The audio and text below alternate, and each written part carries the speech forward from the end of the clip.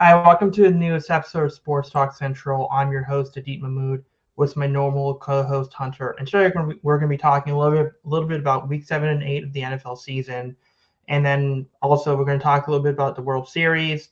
We're going to talk about some manager openings, including a few like the Giants, where that could be a bit telling if that works out. As well as some interesting stuff going on with the Angels, and then also Hunter can finish it off with what he thinks about the Nationals, GM, the front office shuffling, because that's interesting. And you can briefly talk a little bit about hockey. Yes, that works. So let's start off with the NFL news. So Ravens had their bye week a week ago. Um, my quick thoughts on the whole practice designation thing. If it's limited, but you didn't practice, I would have a bigger issue with it. My understanding is Lamar practiced with the scout team, and it could be something that could be interpreted as full, but there was a mix up, and then it was marked as limited. For everyone mad in terms of betting, you also got to consider the Ravens played 2 games in 5 days. It was never a guarantee that he was going to play against Chicago.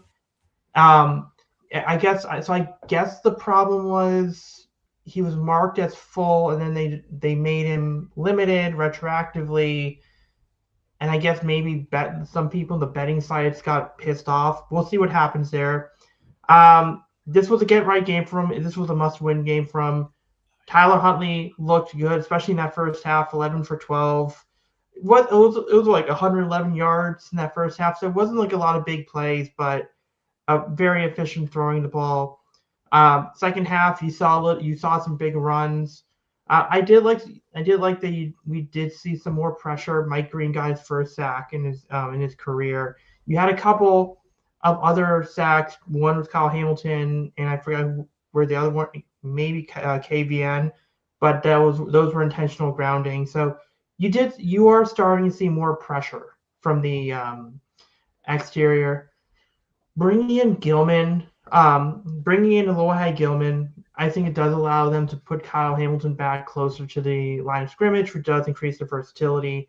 So it, I did see steps. I did see good steps from Zach Orr offensively. One of the big problems, and you probably saw this last time against the Rams, first and goal at the 1, and you tried to push it 3 times. This time around, you were able to go and get those a couple of those goal line plays. You were able to get 7 instead of 3. Those are really helpful. I thought they played a clean game. It's not the banner game that we're used to seeing from the Ravens, where they dominated offensively and defensively, but it was probably the most complete game that they've played all year. I would agree. I was watching a good chunk of that game. I don't know how the Bears were 4-2 going into this game after watching them for. They had an insane turnover ratio. Yes, that's also true.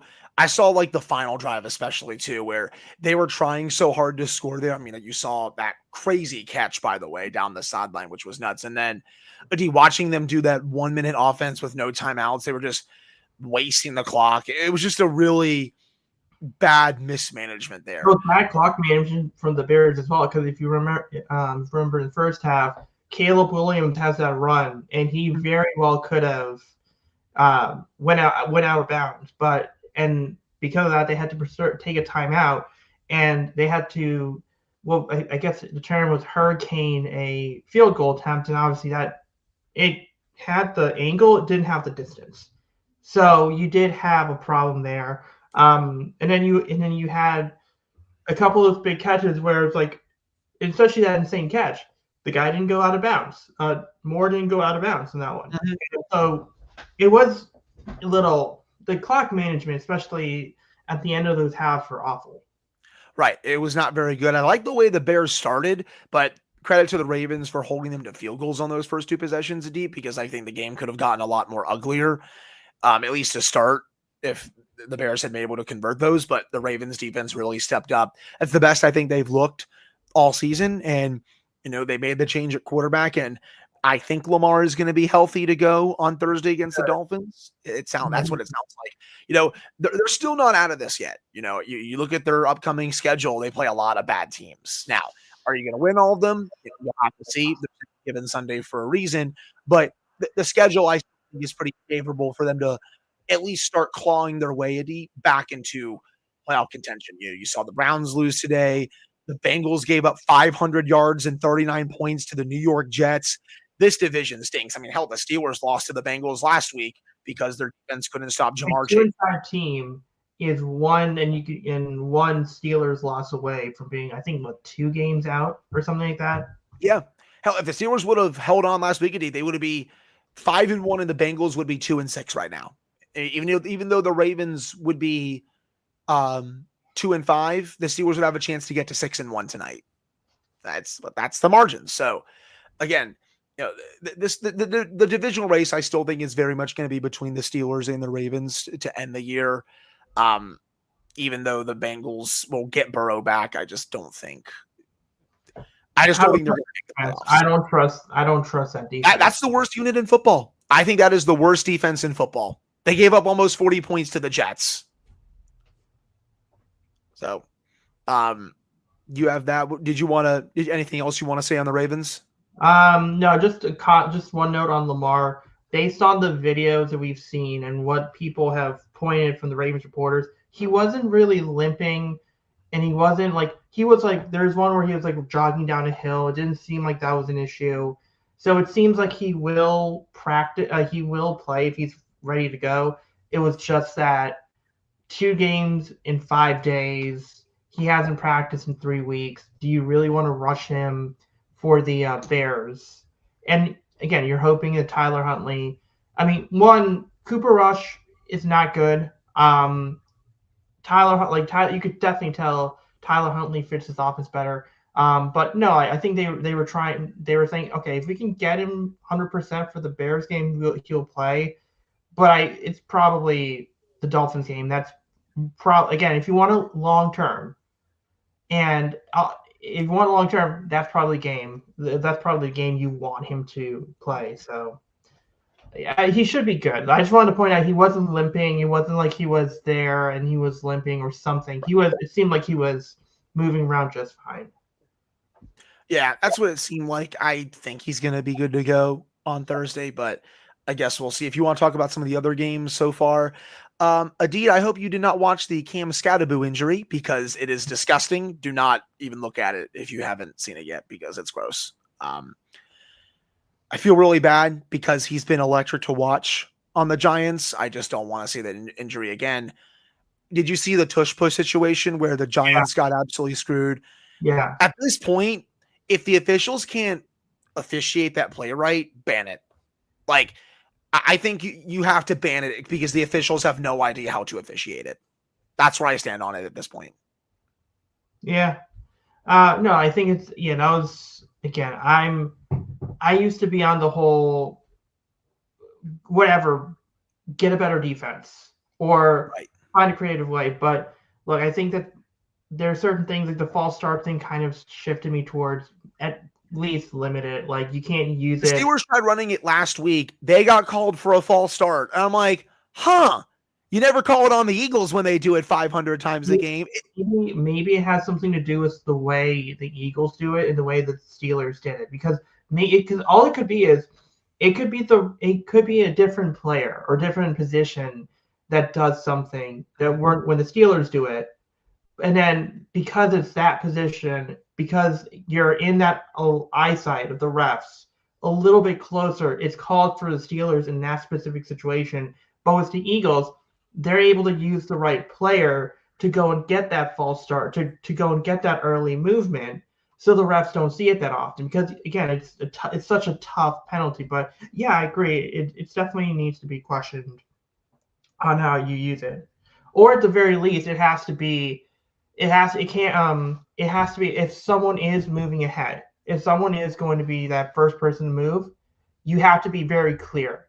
It has to be the guard. It has to be the center. Because the problem is if one team uses the guard and another team uses a fullback or whatever, or center. So if one team uses the center, one person uses the guard.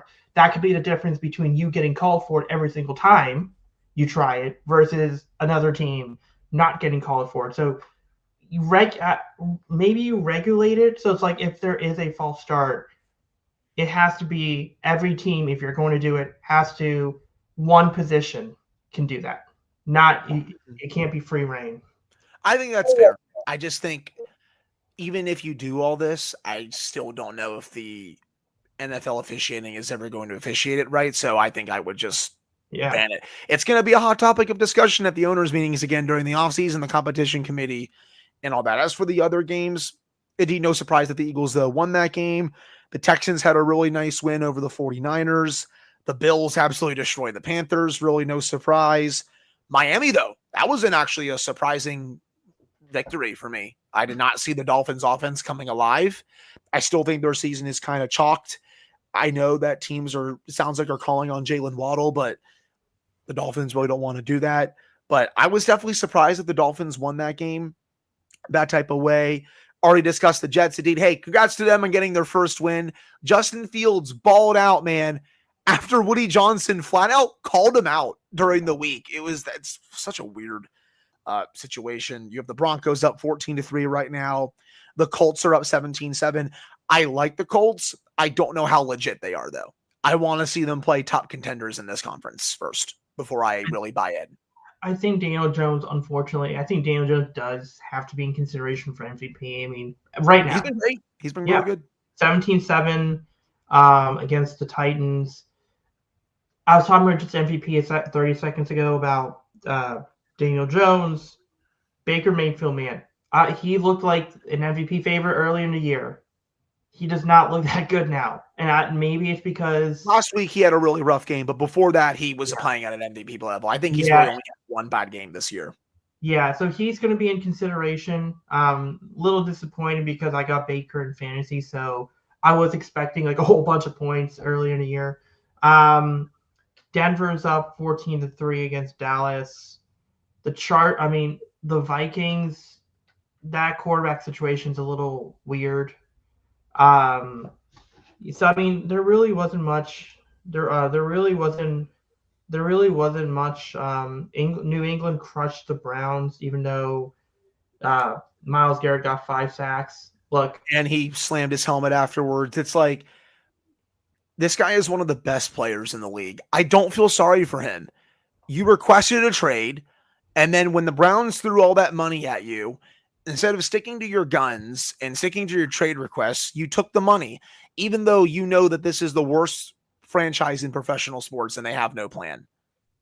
He did it to himself. So, like, great player. He might win Defensive Player of the Year again with the efforts that he keeps putting up, but I just don't feel sorry for him. So yeah, and then we'll move on to the World Series. It is tied 1-1. Game 1 was utter domination by the Blue Jays. They used a big 9-run 6th inning. Dodgers have tailed 2 World Series. Last World Series, they were really happy. That ended the game for them in a good way. This year, a grand slam in the first game of the World Series was the opposite for them. I do like the Jays. I mean, they do have a lot of these nice. They got like Addison Barger, Ernie Clement. These aren't your superstar guys, but yet they deliver. I mean, Trey Savage. I mean, this kid was in A-ball at the start of the year. He's going to end the year pitching Game 1 of the World Series. And I believe there was that one guy from Kansas City that was drafted out of TCU. And in the same year, he pitched in the World Series as a reliever. I thought that was such a big rise. With Trey Savage, that was a bigger rise. Gausman looked good. And then Blake Snell really good up to that point, but in Game 1 struggled. It wasn't as effective, and part of it was a big, almost 30-pitch inning in the first game. But I mean, before we get to Game 2, like, what were your thoughts on the Game 1? I loved seeing Toronto's bats come alive. It felt like at the beginning of you're like, you need a big swing here. You can't keep this at, a 1-2 run, even a 3-run game against the Dodgers. And then you got the big swing. You got that big lead that you needed. And it was basically over from then on. So you got to string together some big swings and get out to some big leads, against this Dodgers team, or it's just going to get dicey really quick because the Dodgers are able to come back from a whole bunch of different leads. Not when it's a blowout like that, but I like that the Blue Jays, their bats, really came alive in game 1. As for game 2, pure pitcher's duel. I love the way Gausman pitched for most of that, but they needed more run support. The Jays, that is.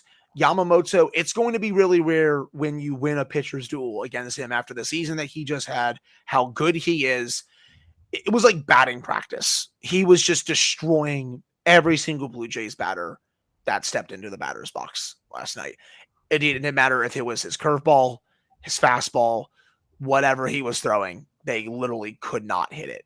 So they couldn't, their bats just really couldn't wake up. And even when it was 1 time through the order, 2 times, 3 times, they had no answer for what Yamamoto was doing. He pitched his tail off in that game. And now for Toronto, you go to Max Scherzer, it sounds like, for game 3. Yeah, I love it. That's my man. I want him to do well. Obviously, Nationals royalty over here, pitching game 3 out in LA. And then, if I recall correctly, they have Shane Bieber going in game 4. Yeah, it'll be Bieber in game 4 for Toronto. Yeah. So you have some good matchups here. But are you able to at least, take one of these in LA where it's at worst going back to Toronto 3-2, or obviously, take all 3. That's the best case. But if you can take one, you bring it back to Toronto for 2 games at home, boom, there you go. So obviously they're looking for the best case, but it's still going to be really hard to win out there. What I like about Toronto is they have the starters they have. I remember I was watching the ALCS and it felt like Louis Varland was just pitching every day. Yeah, I don't know how much of that you saw, but he was pitching every day. He would come in the 3rd inning and pitch a couple innings. In the ALDS, he opened against the Yankees. I like Louis Varland. I think he's a good late inning guy. I think he was a little shafted when the Twins traded him because I don't think he wanted to be traded initially. But if you can get him into a 7th or 8th inning role, I'm not the biggest fan of Jeff Hoffman about the way he kind of acted when he got 2 teams failing him on physicals. But you got a good back end of that bullpen, and the Dodgers, their bullpen, the guys that have been bullpen arms all year, I don't trust them. I don't think they should have Tanner Scott pitching for him. Now the good thing is they have Roki closing out games, which makes it dangerous for him. And he can go 2 innings. He can go 2 or 3 innings. That's the one thing I'm looking out for.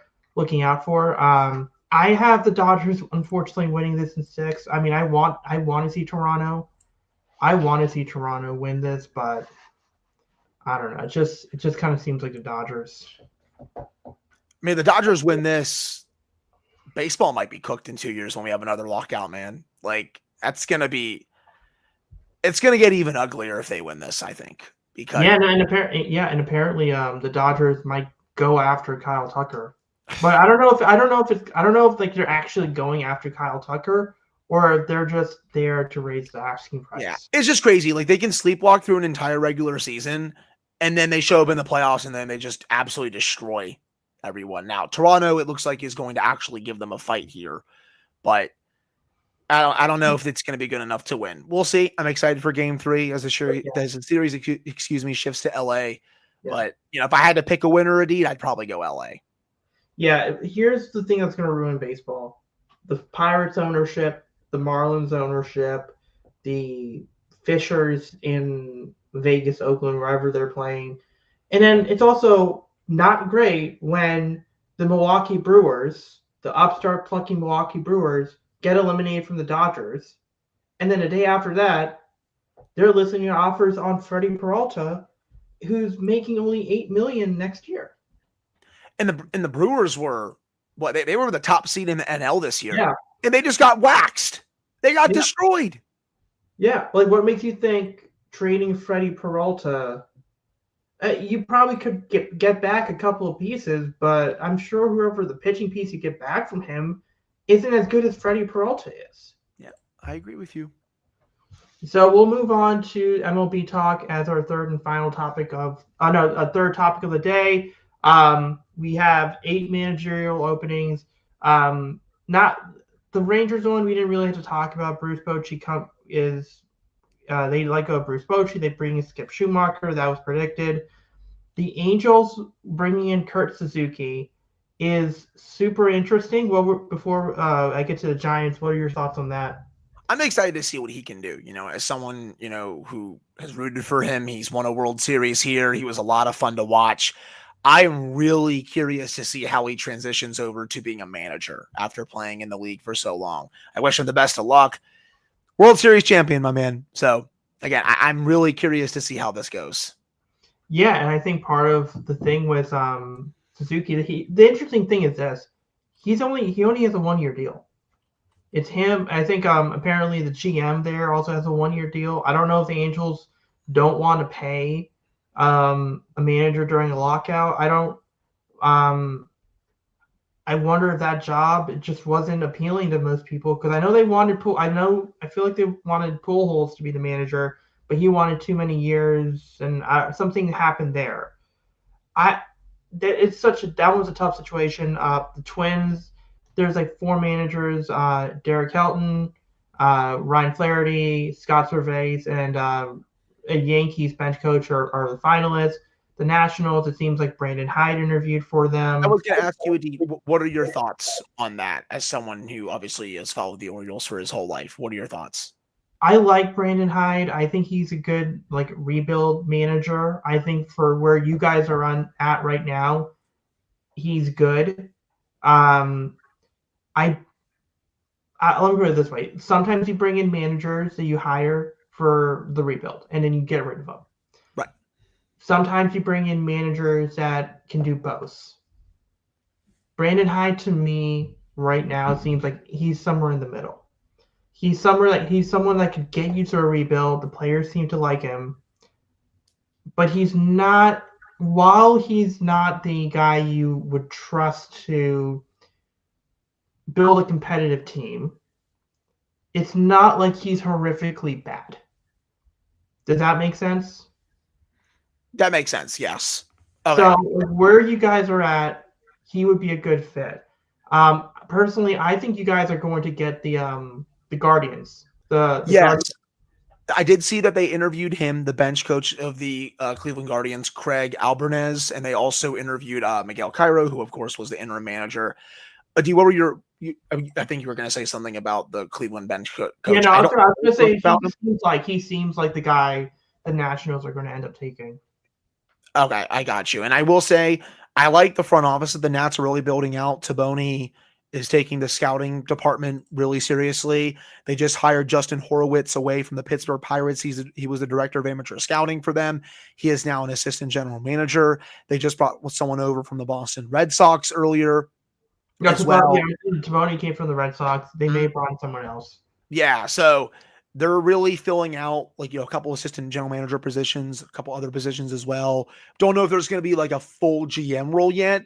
Taboni, I think, is just kind of running. Someone who's the Pobo is the GM. Like I feel like you could bring in someone to be officially the GM, but it could very well be that Taboni is president of baseball operations / GM. He might be, yeah. I'm not sure if they're planning to hire a GM yet. I know they also want to hire a director of amateur scouting. They haven't done that yet, but he's getting his feet wet here. He's only been in Washington for about a month, but I like the direction that they're going in so far.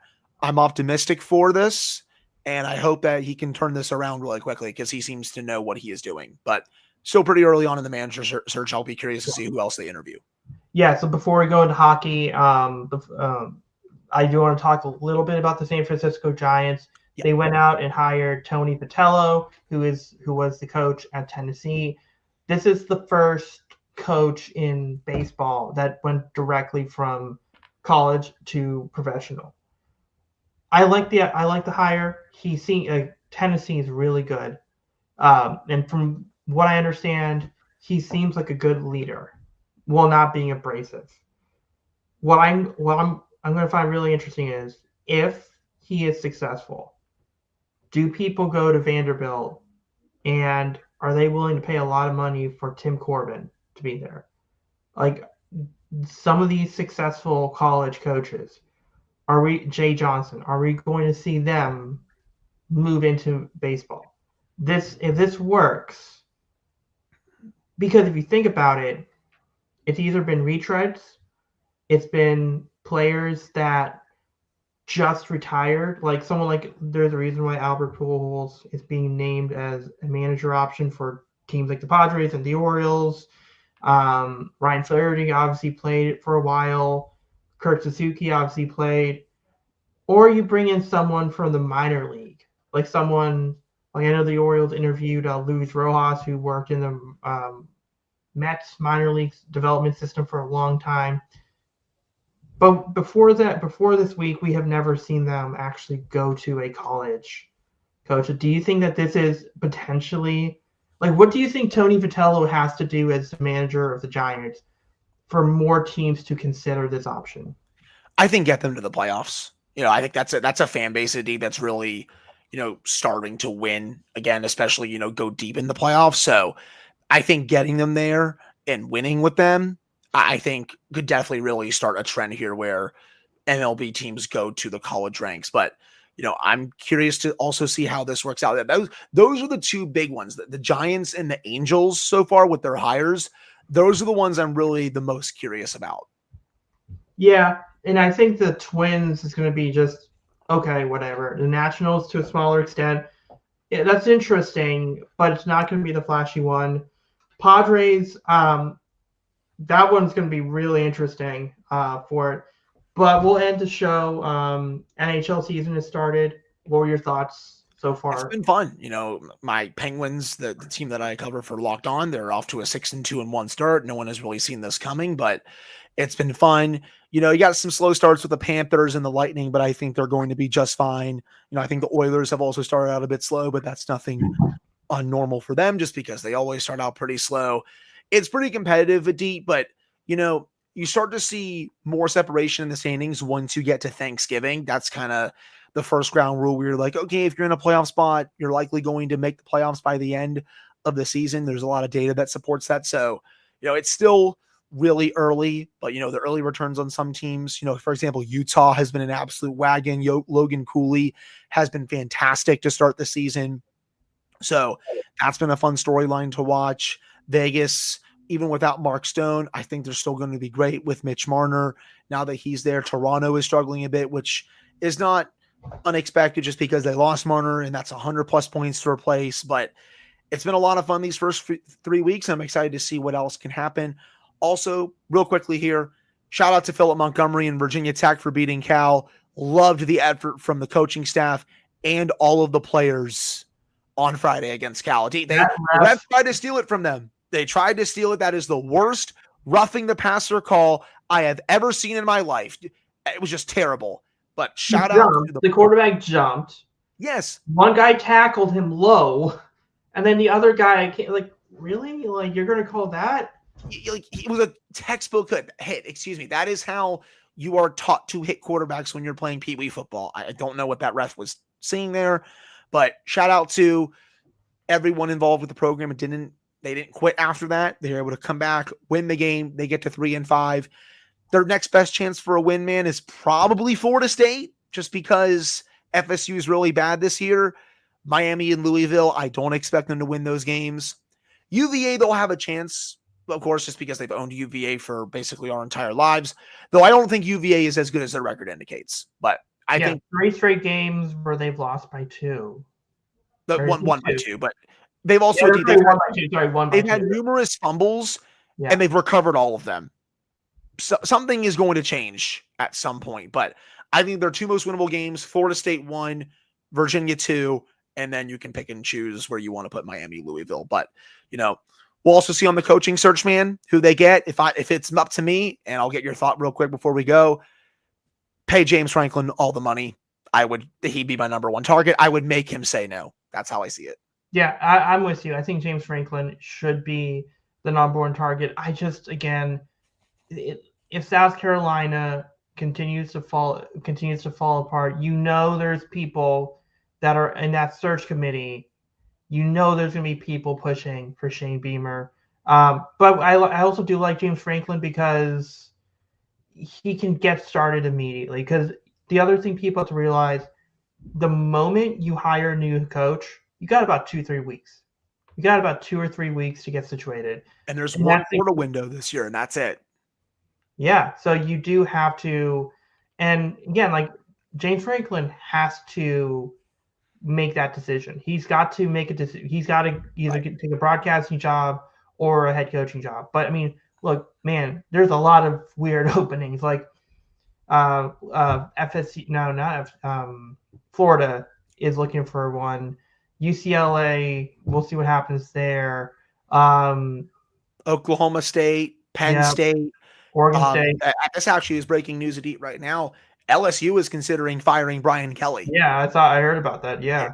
That's just right now from Pete Thamel. They are holding big meetings right now over the future of football coach Brian Kelly. They don't know if it's going to be happening today, but that is a major job if that comes open.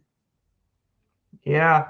And then obviously you got to factor in like places like Ole Miss. If Lane Kiffin does go to Florida, because from what I understand, they have like a 6-year and annual value of about $13.5 million offer, or at least considering it to him. So so that's going to be open. Auburn could come open as well if they move on from Hugh Freeze. Clemson. I think they might be stuck with Dabo, but if they do decide to get rid of him, I don't know if they will, but if they do, that's also another big. This might be one of the biggest coaching carousels we've seen in a while, and it sucks that Virginia Tech is in it this year with a lot of these other blue blood programs, who just have a lot more money than they do right now.